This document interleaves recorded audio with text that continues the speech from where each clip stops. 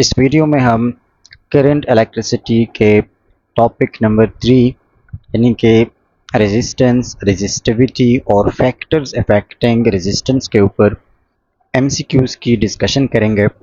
ये lecture again हमारे topic wise practice session का हिस्सा है, जिसमें हम एमडीकेट के कंप्लीट कोर्स को टॉपिक वाइज कवर कर रहे हैं।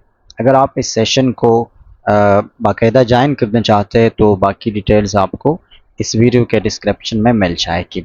चलिए हम स्टार्ट करते हैं अपना डिस्कशन आज का, और इस डिस्कशन को हम बहुत डिटेल में करेंगे, तो इस वजह से आपने बोर नहीं होना, बस सीखना है। क्वेश्चन नंबर 1 है हमारा, which of the following describes a material with high resistivity. इनमें से कौन सा ऑप्शन उस मटेरियल को डिस्क्राइब कर रहा है जिसका रेजिस्टिविटी हाई है। यानी इन सिंपल वर्ड्स हमसे पूछ रहे हैं कि हाई रेजिस्टिविटी का मतलब क्या है। तो क्या इसका मतलब यह है कि it conducts electricity very well. अगर किसी मटेरियल की रेजिस्टिविटी हाई है तो क्या वो इलेक्ट्रिसिटी को अच्छे तरीके से कंडक्ट करेगा? बिल्कुल भी नहीं, क्योंकि रेजिस्टिविटी का मतलब है कि एक मटेरियल इलेक्ट्रिसिटी को कितना अपोज करता है, कितना उसको स्टॉप करता है, उसको रेजिस्ट करता है। ऑप्शन बी है, it has a large number of free electrons per unit volume. ये भी गलत है, क्योंकि अगर किसी मटेरियल में large number of free electrons है तो फिर वो इजीली इलेक्ट्रिसिटी को कंडक्ट करेगा, लेकिन हाई रेजिस्टिविटी का मतलब है कि वो इजीली कंडक्ट नहीं करेगा। ऑप्शन सी है, it strongly opposes the flow of electric current. ये इलेक्ट्रिक करंट के फ्लो को स्ट्रांगली अपोज करता है, तो यही हाई रेजिस्टिविटी का मतलब होता है, और यही हमारा करेक्ट आंसर है। डी को देखते हैं, its resistance is independent of its dimensions. ये बात भी गलत है, और हाई रेजिस्टिविटी का ये मतलब भी नहीं है। बात क्यों गलत है? लिखा है कि resistance is independent of its dimensions. Dimensions का मतलब यहाँ पर लेंथ और क्रॉस सेक्शनल एरिया है। तो क्या रेजिस्टेंस इन दो चीज़ों पर डिपेंड नहीं करता? बिल्कुल इन दोनों पर डिपेंड करता है। तो ये बात भी गलत है, और स्टेटमेंट के अकॉर्डिंग भी ये करेक्ट आंसर नहीं हो सकता। रेजिस्टेंस का फॉर्मूला याद रखे, बार बार हम यूज़ करते हैं, रो एल डिवाइडेड बाय ए। इसमें जो रो है ये रेजिस्टिविटी को शो करता है, एल लेंथ को शो करता है, और ए एरिया को शो करता है। नेक्स्ट क्वेश्चन है, अ cylindrical wire has resistance R if both its length and diameter are doubled its new resistance will be। इस तरह के क्वेश्चंस बहुत ज़्यादा पूछे जाते हैं। यहाँ पर हमने रेजिस्टेंस R को जनरल लिया है, तो हो सकता है पेपर में क्वेश्चन आ जाए, वहाँ पर R की कोई वैल्यू हो, 10 ओहम हो, 12 ओहम हो, या कोई वैल्यू हो, तो फिर आप अकॉर्डिंगली उस वैल्यू को पुट करेंगे। एनीहाउ हमसे पूछा है, अगर हम इसके लेंथ और डायमीटर दोनों को डबल करते हैं तो फिर रेजिस्टेंस क्या होगा। तो देखिए, हमें पता है कि रेजिस्टेंस का फार्मूला है रो एल डिवाइडेड बाय ए। अब जो न्यू रेजिस्टेंस होगा उसको हम आर डैश से रिप्रेजेंट करते हैं। मटेरियल सेम है तो रो वही होगा। एल को हमने क्या किया? डबल किया, तो इसके लिए हम लिखते हैं 2L, और एरिया की जगह पर हम लिख सकते हैं पाई आर स्क्वायर, जिसमें आर क्या है? आर रेडियस है। अब हम डायमीटर को डबल करते हैं, तो डायमीटर को डबल करने का मतलब है कि एरिया भी यानी रेडियस भी डबल होगा। तो आर की जगह पर भी हम 2R को पुट करेंगे। So R dash is equal to 2 को आगे लेके 2 rho L divided by pi अपनी जगह, और आर की जगह पर हम 2R स्क्वायर करेंगे। ठीक है, अब अगेन 2 रो एल हो गया, और 2 का स्क्वायर 4 होता है, इसको बाहर निकाले, so this becomes 4 pi R square. ठीक है, और ये rho L divide by pi R square ये ओरिजिनल रेजिस्टेंस है। 2/4 से क्या आता है? 1/2 आता है। So R dash is equal to R divided by 2, यानी कि इसका रेजिस्टेंस R/2 हाफ हो जाएगा। आप इसको बगैर कैलकुलेशन के भी बता सकते हैं। अगर हम लेंथ को डबल करते हैं तो रेजिस्टेंस विल बिकम डबल, लेकिन अगर हम डायमीटर को डबल करते हैं तो डायमीटर के साथ रेजिस्टेंस का रिलेशन है 1 divided by D square, inverse square का रिलेशन है। तो अगर हम डायमीटर को डबल करते हैं तो रेजिस्टेंस 4 टाइम्स डिक्रीज होगा, लेंथ की वजह से 2 टाइम्स इंक्रीज, और डायमीटर की वजह से 4 टाइम्स डिक्रीज, तो नेट इफेक्ट क्या होगा, 2 दफा इंक्रीज है और 4 दफा डिक्रीज है, तो नेट रिजल्ट ये होगा कि 2 टाइम्स डिक्रीज, और 2 टाइम्स डिक्रीज का मतलब r/2 है।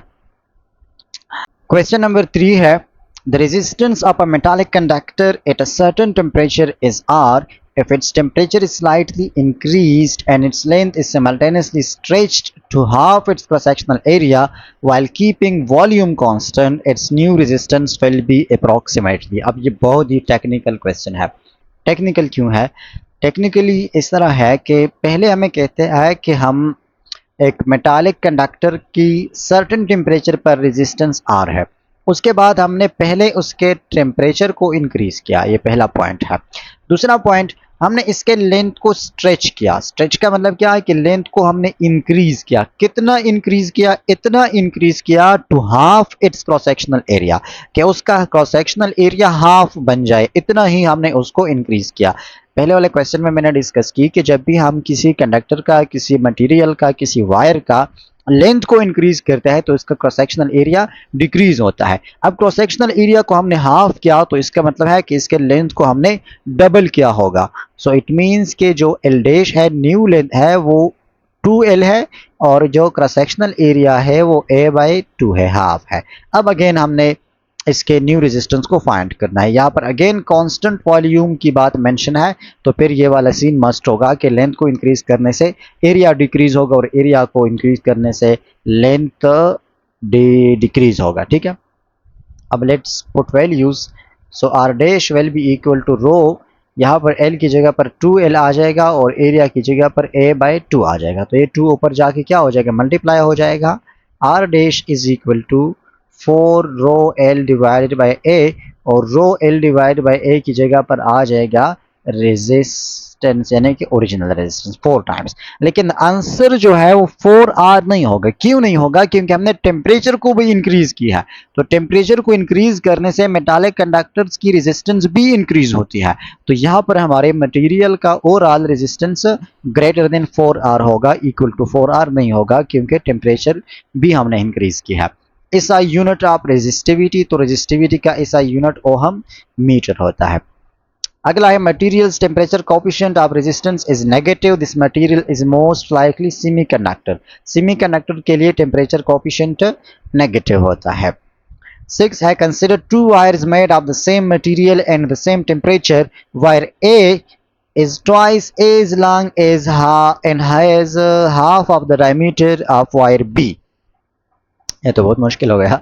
The ratio of resistance of wire A to wire B, ratio हमने फाइंड करना है। देखिए हमें क्या कहता है कि 2 वायर्स है, एक ए है और एक बी है। ए का जो लेंथ है तो वो ट्वाइस एज बी है, यानी जो लेंथ ऑफ ए है वो इक्वल है 2 टाइम्स लेंथ ऑफ बी है। ठीक है, यानी 2 times as length of B. B के लेंथ से वो ग्रेटर है, कितना ग्रेटर है? 2 टाइम्स, डबल है इसका। And has half of the diameter, उसका जो डायमीटर है वो हाफ है। किस चीज का हाफ है? लेंथ का हाफ है। डायमीटर हाफ का मतलब रेडियस हाफ, तो r/2 हम इसके लिए पुट करेंगे। और हम क्या फाइंड करेंगे? रेशियो फाइंड करेंगे रेजिस्टेंस का। तो देखिए सिंपली आर डैश फाइंड करते हैं, रो यहाँ पर 2l को पुट करेंगे divided by pi r square है, तो r स्क्वायर के लिए हम पुट करेंगे 2r। डायमीटर हाफ है तो हाफ की जगह पर हम 2r को पुट नहीं करेंगे, बल्कि हम पुट करेंगे r/2 को। ठीक है, हाफ है ना, तो r/2 और ये आ जाएगा इसका स्क्वायर। तो simply 2 rho l divided by pi r square by 4, तो ये 4 ऊपर जाकर क्या हो जाएगा? 8 हो जाएगा।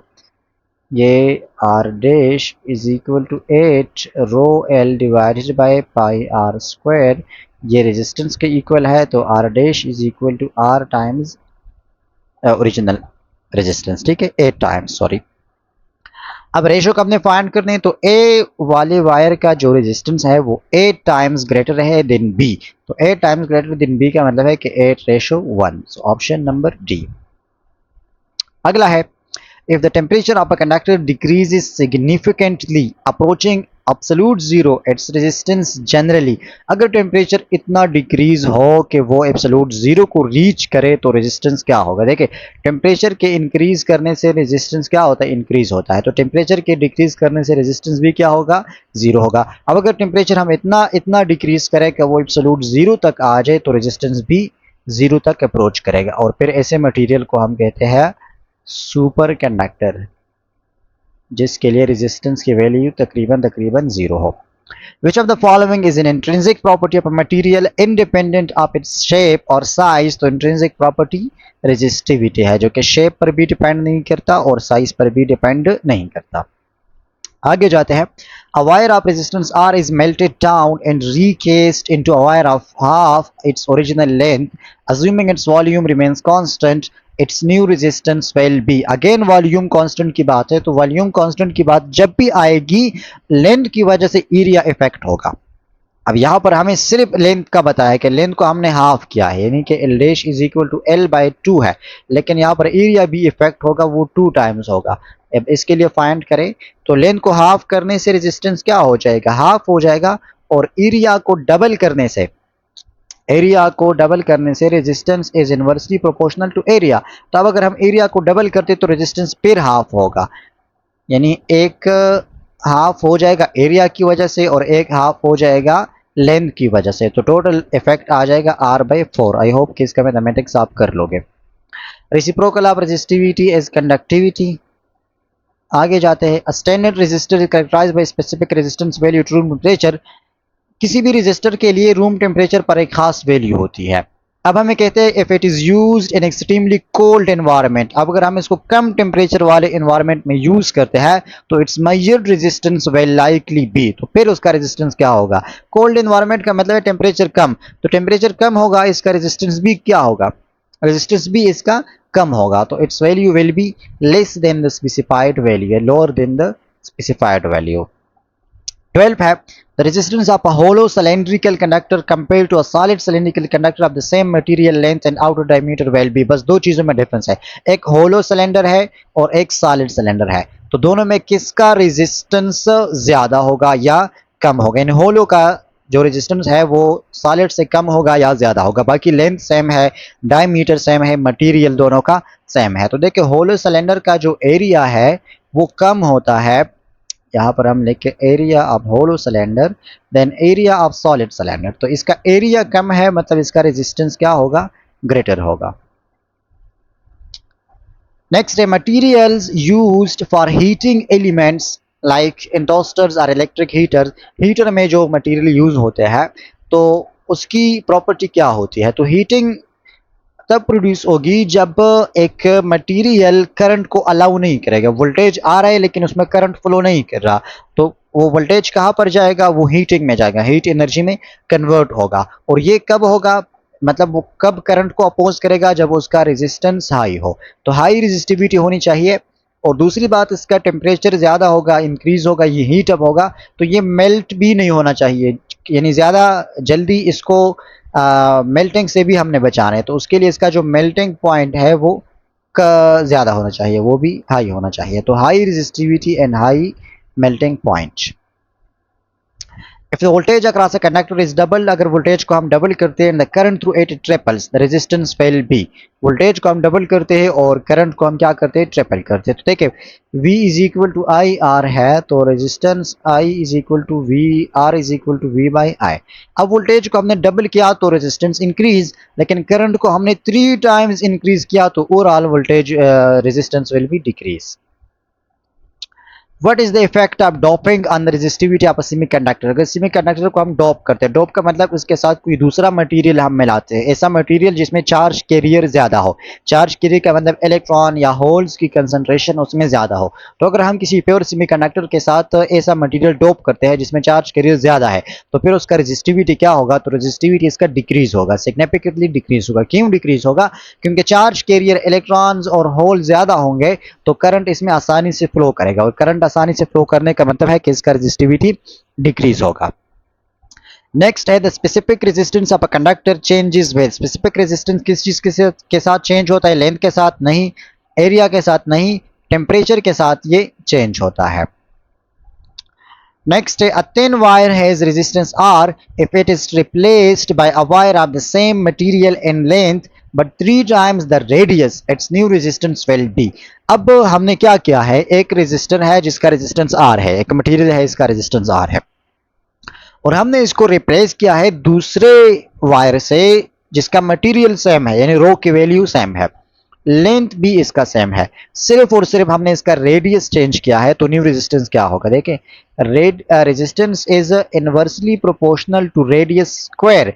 तो अगर रेडियस को हमने 3 टाइम्स इंक्रीज किया है तो रेजिस्टेंस 3 टाइम्स डिक्रीज होगा, ठीक है, और 3 टाइम्स नहीं, 3 का स्क्वायर टाइम्स डिक्रीज होगा, which is 9, so R by 9 होगा।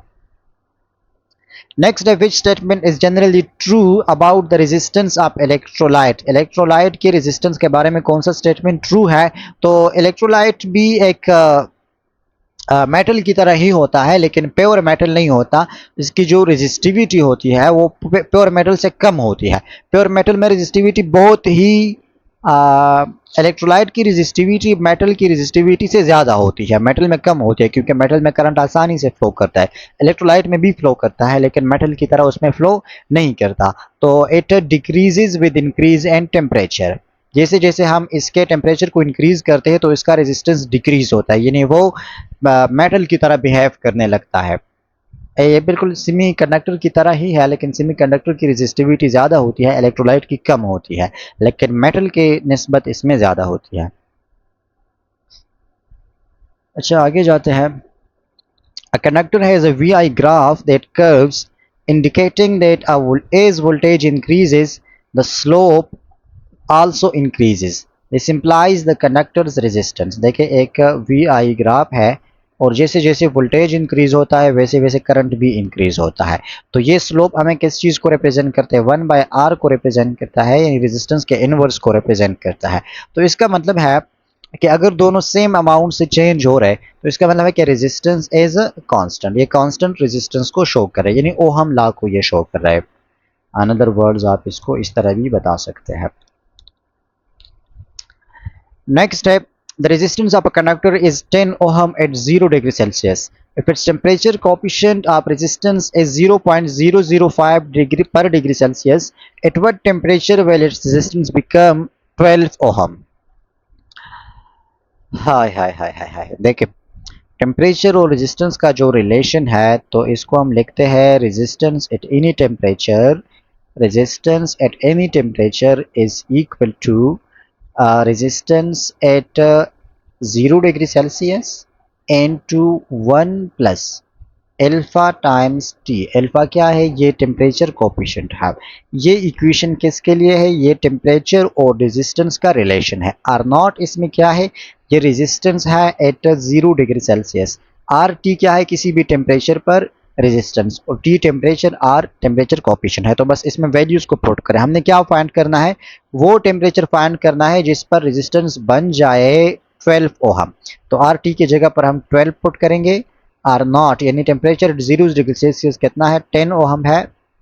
1 प्लस अल्फा की वैल्यू क्या है, 0.005, और टी को हमने फाइंड करना है, बस सिंपली अब इसको सॉल्व करें। कैसे सॉल्व करेंगे, 10 इस तरफ आएगा तो ये 12 divide by 10 is equal to 1 plus 0.005 T हो जाएगा।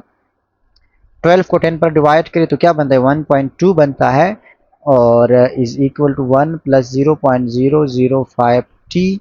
1 इस तरफ पे शिफ्ट होगा तो ये हो जाएगा माइनस, यानी 1.2 minus 1 is equal to 0.005 T.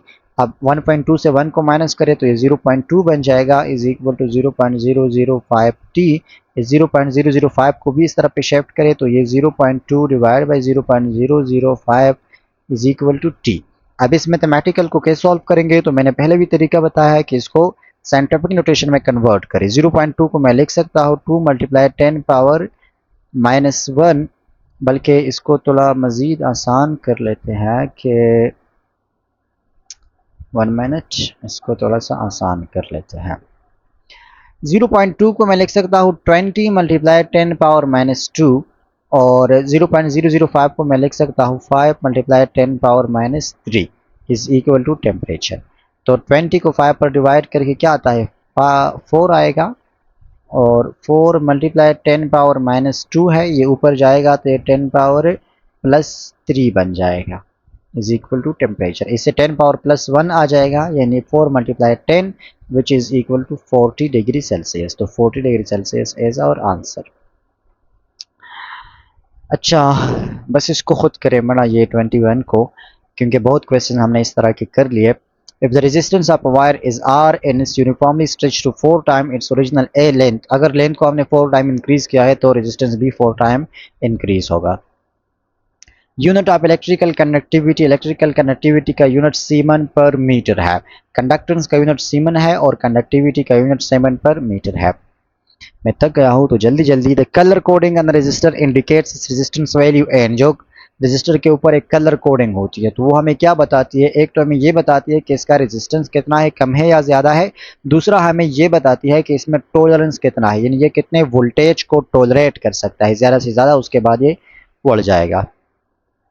ठीक है, एक दो क्वेश्चन रहते हैं तो उसको भी कर लेते हैं।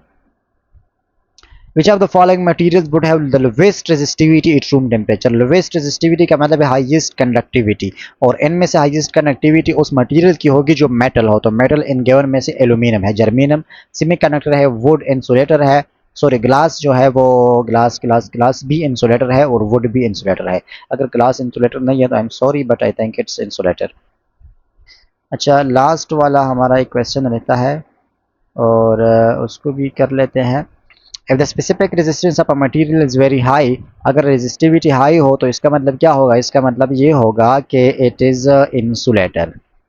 ठीक है, तो ये था आज का हमारा डिस्कशन। थोड़ा बोरिंग सा था but I am sorry for this. मिलते हैं नेक्स्ट वीडियो में।